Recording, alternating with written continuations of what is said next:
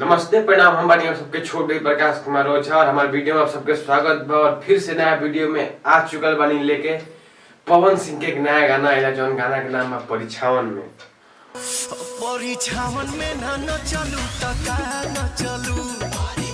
और पवन सिंह के साथ गईले बड़ी शिवानी सिंह और मॉडल में काम कईले बड़ी क्वीन शालिनी।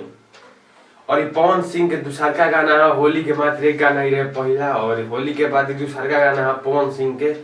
और गाना के बात करें तो गाना का लिखल बा, म्यूजिक गजब लिखल बा। और पहले गाना सुनिए एक बार।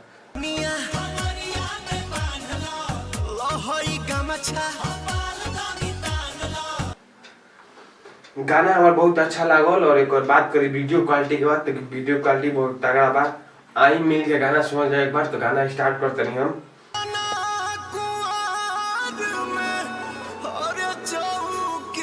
पवन सिंह एंट्री खतरनाक बा, गजब यार।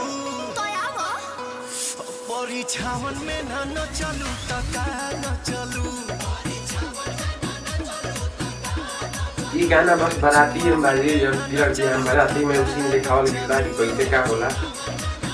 और परिछावन में जब सीन होला उसे बतावल गया गाना परिछावन में का होला। शिवानी सिंह गईले बड़ी गाना के। चलिए कमेंट में बताइए आप सब गाना कैसा लागल। और गाना सुने खातिर धन्यवाद। और लाइक करी, चैनल के सब्सक्राइब करी। चलिए धन्यवाद, मिलत अगले वीडियो में।